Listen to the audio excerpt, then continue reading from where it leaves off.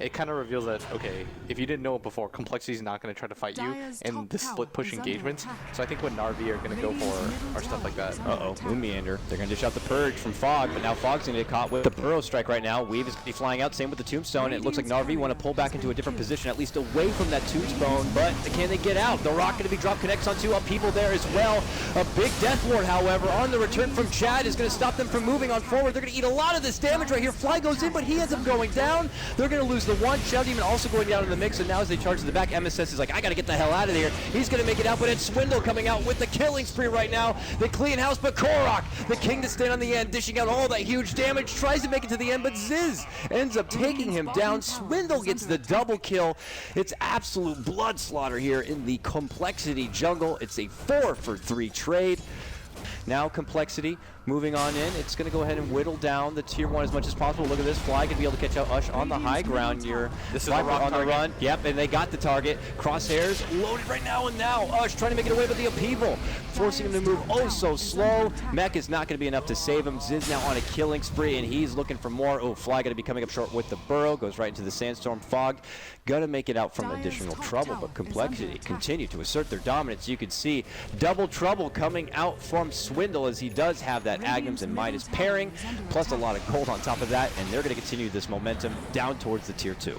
The problem right now for NaR is that they haven't killed the Warlock whatsoever. He's been able to snowball really hard in every single fight so far, and in all the engagements. He just kind of sits in the back, casting the people. He doesn't die.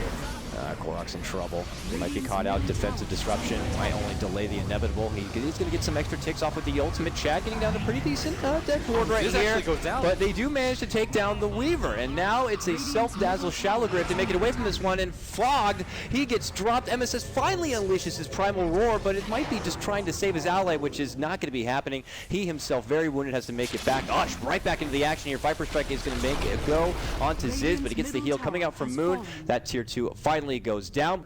They're just trying not to throw the game right now. They're waiting it out. They realize there's so many different scenarios, and most of them they're going to win these fights, and they're going to drop the Tombstone to try to hope NaR kind of stack up for this. And Swindle doesn't want to drop the rocks quite yet, though. He's thinking about it. The Glyph already goes out. The Tombstone is down.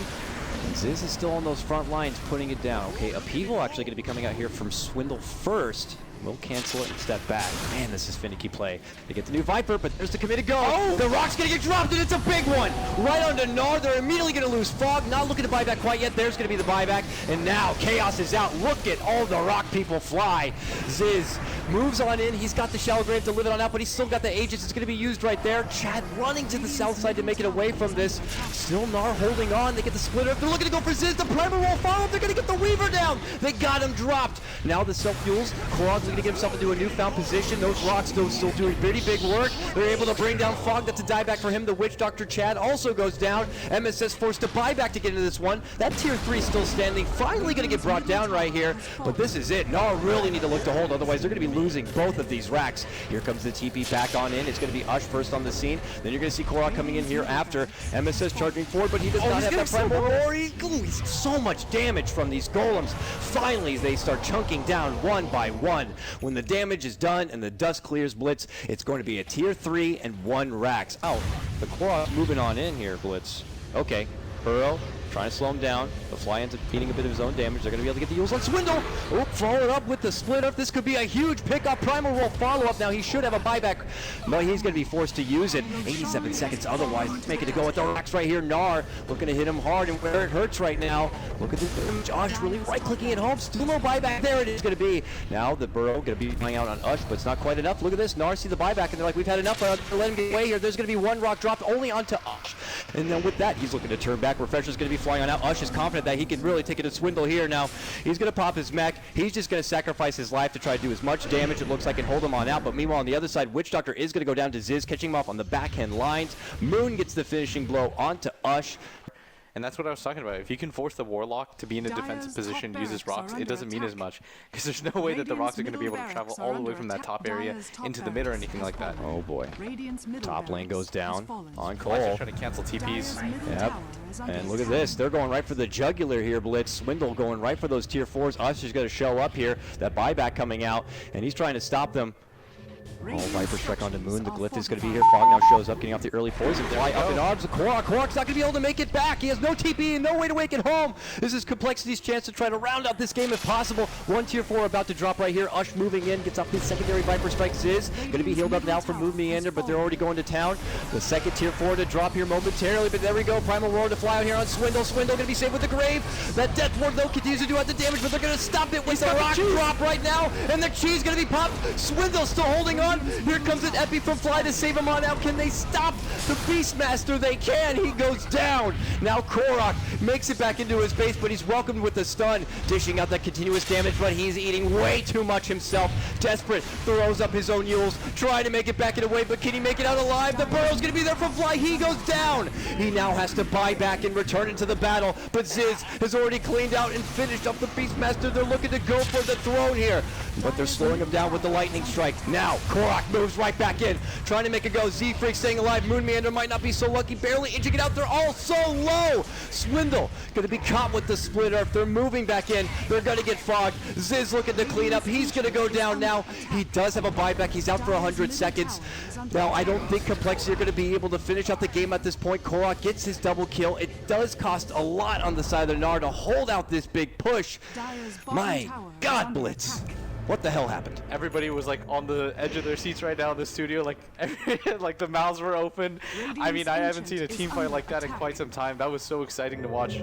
It was just really good defense by NaR, and they're going to go for this all-in counter push. They know that Swindle's down for quite some time. He doesn't have the refresher orb. He doesn't have buyback at all. This is the moment right now for NaR to strike back, and they have to get a lot out of this. This is a minimum investment of 1 Rax, because you know, Naked Throne, no glyph on cooldown. Once Complexity have the refresher orb, they just march down the mid lane and all in for the throne. There's not much you'll be able to do about it, so here comes NaR. Will they be able to take this game right back? It's KotLGuy and Ush, the top two. These two have been record-breaking all the way up to this point through the qualifiers, and we're counting on this tag team to bring it home if you're a NaR fan. But for Complexity, they're going to be holding out. They have no Swindle, and as you pointed out, no, it means no rocks, nothing at their arsenal and ready. They're going to do the preemptive grave. And also, there's going to be the weed. KotLGuy, oh man, you can already see the damage going to be built up. But Primal Roar going to catch out Ziz. He tried to charge on forward. The Grave going to be there to save him on out. Plus, they'll have the heal coming out from Moon. Now he's able to step back. Timeout's going to be used. Epicenter charge on forward. Big damage onto KotLGuy. He needs some help. He's going to get Yules up. Blade Mill reflecting a bit of the damage, but they can't stop it. KotLGuy is out. Almost 80 seconds, he has no buyback. It looks like NaR not going to be able to do it. They can't quite get into the base. It's only Ush now in this top lane.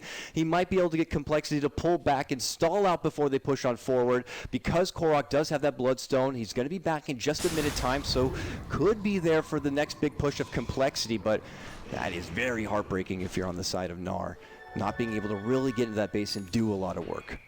Yeah, and right now, without the Leshrac up as well, and the Warlock has everything up, I believe, if you take a look at his refresher orb, yeah, it's just cooled down.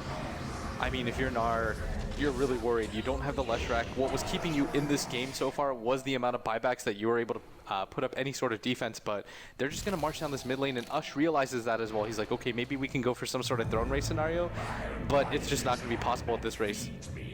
Here they come. Ush trying his best to maybe divert their attention elsewhere right now, but here comes coL right down that mid lane. Early Viper Strike going to get rid of that Linken's, but Ush has to step back, and look at Ziz. He's going right for the throne. Now they're able to dish out the Primal Roar, but it doesn't stop Ziz. Ziz has one thing in mind, and that's finishing this game. Here comes Swindle with the rock drop onto Ush. The secondary one off to the right-hand side for Chad as he tries to get off the Death Ward, but it's going to be canceled, and it looks like Complexity are going to be taking game number 1 against NaR in this best of 3. What a play from them. Yeah, this was one of the most fun games I've been able to watch. Like, I was stuttering over myself trying to get out everything that I wanted to. I mean, there's just so much going on in every single fight, and for Complexity to be able to win that, there were time periods where I was like, okay, they've just lost the game. Like, they weren't able to push. They got only 1 set of racks. NaR going to hit right back, but then all of a sudden they get 1 or 2 pickoffs. They fight as close to perfect as they possibly can. They're able to hold their own base several times. I mean, that's about as good of a game 1 in a best of 3 that you want to get.